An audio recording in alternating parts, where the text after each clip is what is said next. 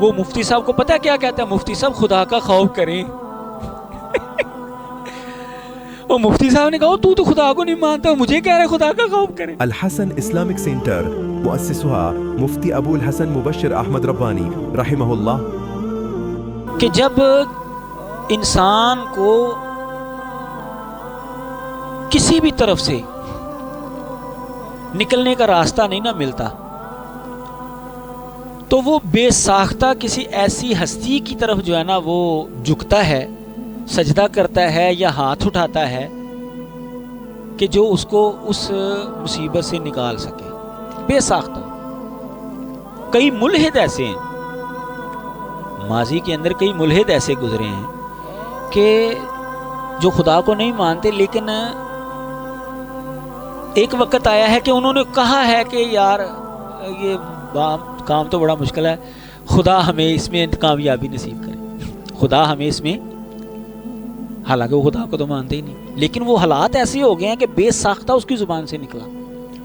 ابھی جس مناظرے کا میں نے تذکرہ کیا ہے مفتی یاسر الواجدی صاحب کا اور وہ ملحد کا، اس کے اندر آپ دیکھیں گے کہ ایک ایسا مقام آیا کہ جو خدا کو نہیں ماننے والا، مفتی صاحب نے اس کو ایسا جو ہے وہ پھنسایا ہے.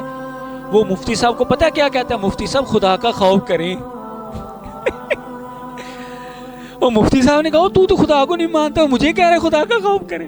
نہیں میں نے محاورے کے طور، اب ظاہر ہے کہ طویل تو کوئی بھی کر سکتا. اب وہ آپ دیکھیں گے نا مناظرہ، وہ اس کے منہ سے بے ساختہ نکلا ہے. وہ جھوٹ بول رہا ہے کہ میں نے محاورے کے طور پر کہا ہے، وہ بے ساختہ اس کے منہ سے نکلا ہے کہ مفتی صاحب خدا کا خوف کریں. اب یہ ایسے حالات بسا اوقات انسان کے اوپر ہو جاتے ہیں. چلو ہم تو خدا کو ماننے والے ہیں، ملحدین کے ساتھ ایسے حالات ہوئے ہیں کہ بے ساختہ ان کی زبان سے خدا کا اقرار نکلا ہے. پرانے تو واقعات کتابوں کے اندر لکھے ہوئے ہیں، اور یہ نیا واقعہ جو آپ اس مناظرے کے اندر دیکھ سکتے ہیں کہ وہ ملحد کہہ رہا ہے خدا کا خوف کریں.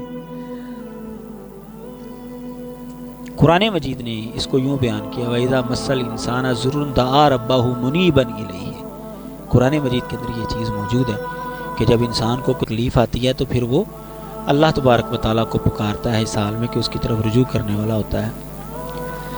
اسی طرح جو ہے آپ وہ واقعات پڑھیں، کتابوں کے اندر آپ کو مل جائیں گے جنہوں نے الحاد کو چھوڑ کر اسلام کو قبول کیا. ان میں سے کئی واقعات آپ کو ایسے ملیں گے کہ وہ بتا رہا ہے بندہ یا خاتون کہ میرے ایسے حالات ہو گئے تھے کہ مجھے ہر طرف سے جو ہے نا وہ موت ہی نظر آ رہی تھی، میرے پاس وہاں سے نکلنے کا کوئی راستہ نہیں تھا، یا میرے عزیز کے پاس جو ہے نا وہ بچنے کا کوئی راستہ نہیں تھا. تو میں نے خدا کو تو نہیں مانتا تھا یا مانتی تھی، لیکن میں نے خدا کو پکارا تو مجھے وہ راستہ مل گیا، وہاں سے میں نکلا. میں نے پھر مان لیا کہ واقعی خدا تو ہے.